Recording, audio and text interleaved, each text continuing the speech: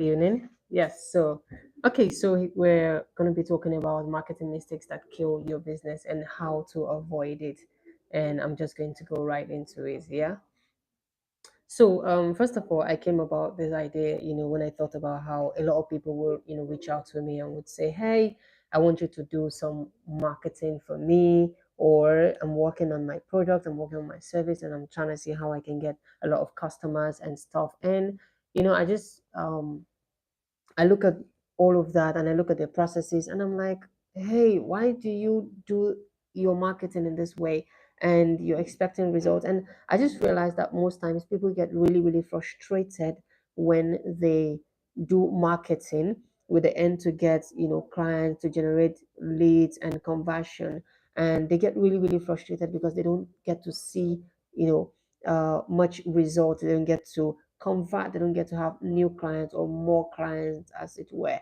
And after digging deep into what could be the problem from my little experience, I came up with a couple of things that I thought could be helpful to you today. So I'm just going to be treating three today. Three marketing mistakes that kill your business and how to avoid them, how to spot them, how to avoid them, and how to do better with your business. So we're just going to go right into it and talk about it. So the very first one I want to talk about today is poor target audience understanding. And what I mean by poor target audience understanding is, of course, we all have target audience, right? When it comes to business, we all have target audience. We all have people that our business is speaking to. Yeah. Only problem is that oftentimes most people, and unfortunately, this includes marketers as well, right?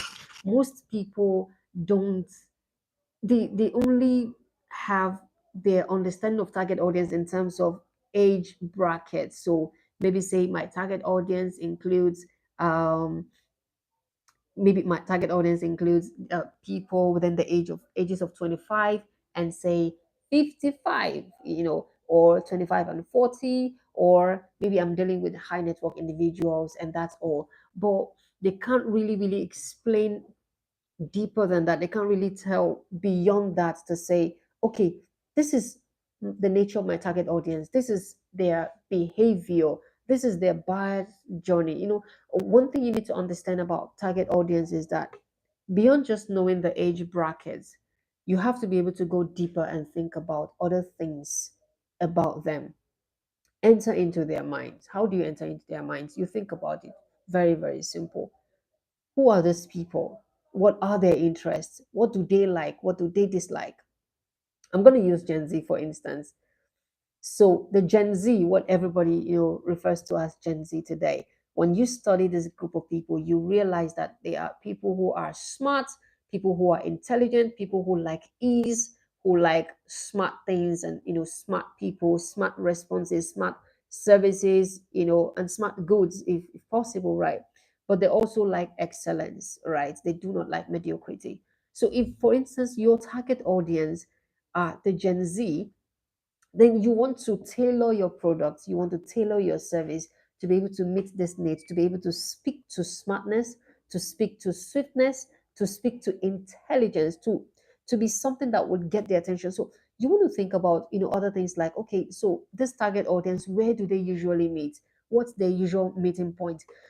How often do they go online? And when they go online, where do they go mostly online? Do they go across all platforms? Do they go on Facebook, Instagram, Twitter, LinkedIn? Do they really check billboards? Do they read newspapers? Do they read magazines? What else do they do? What kind of food do they eat? Yeah, whatever product or service that you offer may not necessarily speak anything to the food, that it may not relate to the food, yeah, but it will shock you that having an understanding of a lot of details about them, right? Things about them that is natural to them can help you to tailor your service or your product to be able to fit their needs and to be able to get them attracted to you and to get their attention as well. Yeah. So poor target audience understanding really kills businesses in the way. Let me give an instance, right? I'm going to talk about a case study using Coca-Cola as a case study. So in 1985, There was a case study that happened where a blind taste test was conducted that suggested that customers, prefer the sweeter taste of the competitive product, that's Pepsi Cola, of course, to Coca-Cola. And so in 1985, Coca-Cola decided, okay, here's what we want to do. We want to change the formula of our flagship, which is Coca-Cola that we all know today, right? And we'll change, the recipe and reformulate it, and we will name it New Coke. So they did that, and because they believe that the formula will be more appealing, especially to young consumers, right? However, that marketing approach failed. It failed woefully, right? So that it was met with widespread backlash, from loyal followers and loyal customers of Coca-Cola. And of course, they had no choice but to go back to the original formula. So, what I'm trying to say in English is that the Coca Cola we drink today, if it had been accepted in the market in 1985, we'll probably be drinking something else today and not what we're currently drinking. But to show that customers are really loyal to Coca Cola, right, they had to stick with what they know. As yes, Pepsi Cola was existing, Pepsi Cola was doing really, really fine. But guess what? Not everybody drinks Pepsi Cola. Some people still prefer Coca-Cola, and because they are loyal to the brand. Of course, the brand received backlashes, when they introduced the new Coke, and that was how it all died. What was their mistake? The mistake was trying to compare themselves with other brands like Pepsi Cola, or trying to compare their target audience with the target audience of other brands. And you would always fail on arrival when you try to make comparisons. But this comparison comes because you don't have a good understanding of who your target audience are, right? Because when you have a good understanding of your target audience beyond just their age bracket or beyond their region, geographic location and stuff, you would have more result when you have a better understanding of them, right? So what should they have done better? Maybe a good understanding will show them that this new formula will not really work for their target audience, and that not every target audience is their target audience, right? So how does this apply to you today? Or how does it apply to us businessmen and all? As a CEO, as a business owner, or whatever your position is, right? When it comes to business, you have to learn to be specific about who your target audience are, right? And then you niche down on them to say, okay, for this target audience, we have this, and this. This category does this category does that. What exactly do they do that we should focus more on? What's their buying behavior? What's their attitude towards life? What's their attitude towards products within our industry? What's their attitude towards buying and everything? And when we study this extensively, it opens our eyes, right, to see more than we currently know. And it helps us with our marketing strategy, so that our marketing strategy comes up not just top notch, but it is straight to the point and it is highly effective. I mean, effectiveness when it comes to when it comes to marketing has more to do with data and precision, and not just with emotion. Or I just feel like the Gen Z are the in thing now, so let's focus our target audience on them. Let's focus on them as our target audience. No, so you have to be specific about who your target audience are, and you have to learn to continuously pay attention to all the details that you can get about them, because it will help your marketing. Okay, so this leads us to the very next one, which is wrong marketing channels.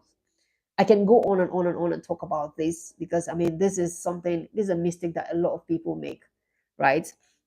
So you see someone opening, or a company, right, opening social media platforms across, all channels, to say, okay, we want to have a Facebook account, we want to have an Instagram account, want to have a LinkedIn account, a Twitter account, possibly a thread, right? Some even go to say we want to have Quora, we want to have Pinterest and the likes of them. While these platforms are not necessarily bad, what is actually bad about that decision is, again, back to target audience, not understanding your target audience. Because if you have a good understanding of your target audience, you will know the platform that they exist more on, the platform that they spend more time on, right? So, and now I'm going to give a quick instance. Let me give a case study of digital sphere solutions that had went wrong when it comes to marketing budget sometime. So a tech startup, that specialized in web development and digital solutions, they allocated a significant portion of their marketing budget to traditional channels such as print ad, newspapers, magazines, and direct mail campaign. Again, they are a tech startup that specialized in web development and digital solutions. So why would you focus, put your budget, a larger chunk of your budget in traditional marketing? Like, who does that? Right? So, because of course they believe that a broad reach will help them, reach their connection, increase their connection with potential clients, right? So, and of course, their traditional efforts definitely yielded very minimal result, because as a result of their target audience, which consists mainly of businesses and individuals that are active mostly online, they definitely would have to, they definitely would fail, and they failed in that marketing strategy, right? Now, what was the mistake that they made? Wrong marketing assumptions. And this is where I'm going. You have over a billion users on Facebook, billion Facebook users, maybe a couple of millions or hundreds of millions on LinkedIn, maybe others on Instagram and the likes of them. But take, for instance, right, if you have, like, say, 10 billion users on Facebook, and you have maybe 1 million user or 1 million users on LinkedIn, and you want to run an ad, or you want to target a certain audience that can be able to buy a product or buy your product or your service that is worth at least $100,000. Sorry. Now, if you're going to target this audience, and of course your goal is to get up to 500 buyers of your product or your service, right? If your potential clients exist more on LinkedIn, where you know that it's business oriented people and all that, and you're selling a product or service that is similar to that, right? Then you don't have any business going to Facebook, especially if you know that your target audience are not much on Facebook. So the fact that you have 10 billion followers on Facebook, for instance, right, does not make it does not make it right for you to then go there and say, because of the broad audience there, I'm going to pitch my tent there. That would be a wrong move. And that's one of the major marketing mistakes that people make generally, right? If you know that the kind of people you're targeting are people that are not necessarily usually online, online, billboard is perhaps one of the best ways to go about it. Traditional marketing, telemarketing is probably one of the best ways to go about your marketing, and not necessarily targeting people online. So, and it's funny how that the earlier we know some of these things, the better it is, because a lot of people are pumping not just money, because some people are pumping a lot of money into this marketing, tactics that are failing woefully. But you're not just pumping money into this marketing, you're pumping, human resource, you're pumping your energy, you're pumping your time, you're pumping your resources, you're pumping other human resources. Maybe you have employees, that work for you and all of that, and you're pumping all of this energy in the wrong direction. Again, what saves your marketing and gives you more productivity, makes your marketing effective or more effective, is understanding the marketing channels that matter to your target audience, and not the marketing channels that are broad. So Big Brother Niger is ongoing, and because millions of people will be watching, you don't want to pitch your tent around Big Brother Niger, even when you know that your target audience don't necessarily have time for Big Brother Niger, or might most likely not be watching Big Brother Niger. If millions of people are watching Big Brother Niger, but your target audience are not among, maybe say, if your target audience are a million, then maybe just 1% or 2% are watching Big Brother Niger, then no matter how many people are watching Big Brother Niger, you already made the mistake. You're already in the wrong direction. So understanding again your target audience, and understanding the channel that they spend the most of their time with or at, helps your marketing strategy be more effective, right? So, and I'm just going to go directly to instant gratification, and this is going to be the very last one, right?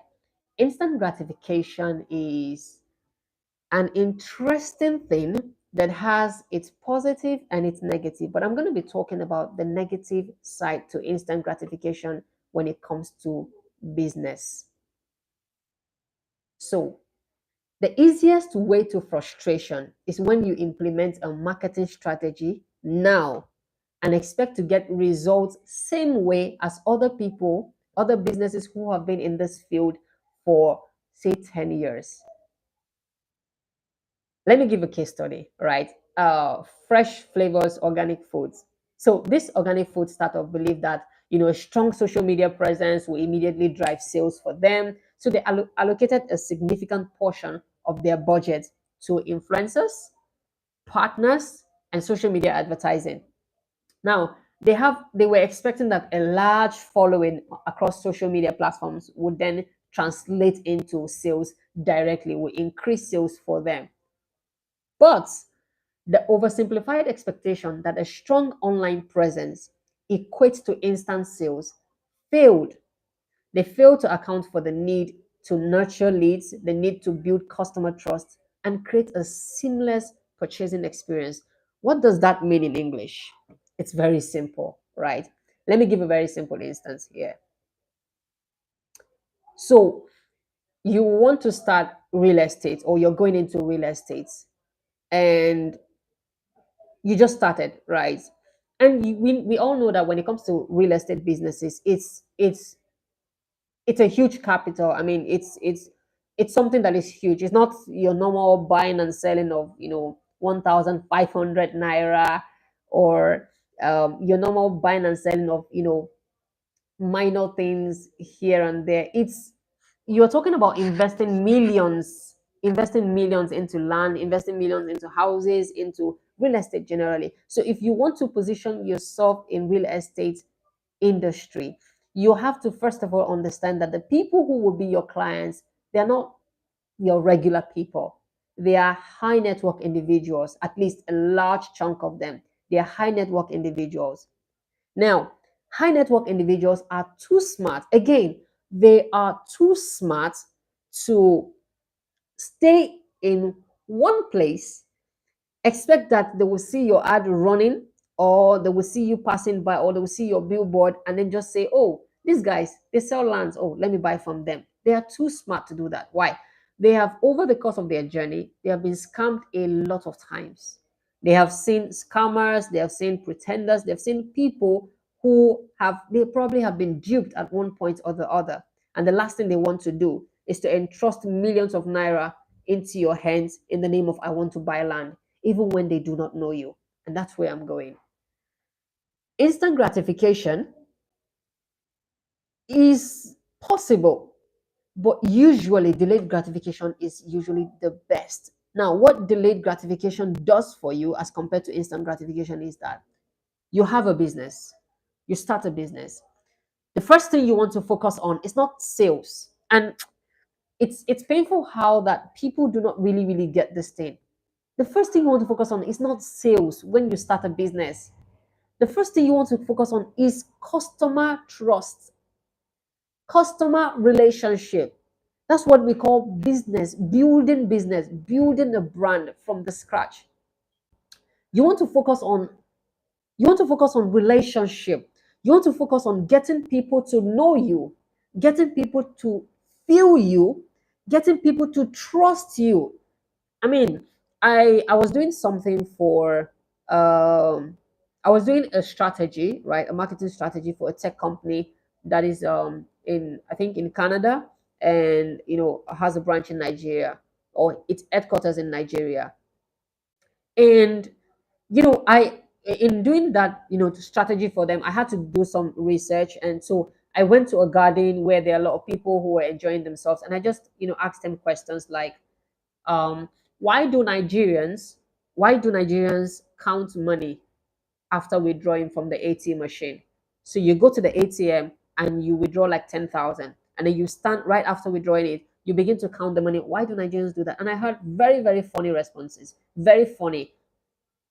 But the hallmark of the responses I got was that even ATM in Nigeria cannot be trusted. Now, if an auto machine cannot be trusted, if an auto machine cannot be trusted, then how much more humans, right, in Nigeria? So humans general, and it's not a Nigerian thing, it's a global thing. Trust is a very, very big thing. A very, very big thing, right? And that's why people don't just go about buying just about any product. They buy product that they are familiar with, because it begins with awareness. I'm aware of your product. Okay, I've tried your product. Okay, I'm considering your product. Okay, at some point I'm like, okay, I've been seeing your product in and out, time after time, and I'm like, okay, I think I trust you to a certain extent, so I can vouch for you, or I can buy, or I can patronize you. When there is no trust, how do you expect to market your product, your service, your business, whatsoever it is, and get people to buy from you almost instantly? These things are not magic. They don't work that way. So again, instant gratification is one of the major, pitfalls of business owners and marketers generally, right? My own response is our systems are so broken that we can't trust anyone. Talk less of machine. Yes, that's very true. Coming from a Nigerian, right? But yeah, here's my point.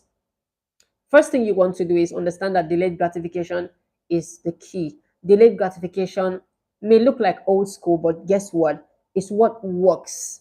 If you have $1 billion in your account today and you have to buy an asset, say maybe a mall that is worth $500 million, you will not go to somebody simply because he's your uncle, or because he's your brother, or because he's your friend. You want to go to someone who is your uncle, brother, friend, who has been in real estate. You want to go to them. You want to go to someone who has been established in this business, who has handled crazy amounts of money, who has sold, lands, or who has sold buildings and the likes of them, that you have been able to trust over time. Those are the kind of people you want to approach. It comes with trust, and trust is not built overnight. It's built over time, and that is delayed gratification, not instant. So if you're out there and you're thinking of the best way, as I round up, right? If you're thinking of the best way to make the best out of your marketing tactics, to begin with, again, we started with poor target audience understanding. Learn to understand your audience well, deeper than just, okay, they're high network individuals. Okay, so what? Or they're within the ages of 30 and 55. Okay, so what? Like, what more do you know about them? Learn to understand them beyond that. Then avoid run marketing channels. Don't just go and use every channel possible simply because you have more people there. Go and use the right channels for your marketing, because you believe that you have more of your target audience on those channels. Then instant gratification. Prefer delayed gratification to instant. Focus more on brand building, customer relation, and customer trust above sales. Sales will come naturally when people trust you. Yeah. So yeah, I mean, there are a lot more when it comes to marketing mistakes that kill businesses, right? There are a lot more, and we're just going to be taking this step by step. So in another 2 weeks, I'll be right back to discuss other things. I hope you did enjoy this session so far. Thank you so much. If you're yet to subscribe, please go ahead and subscribe, and I would see you in my next video. Thank you. Bye.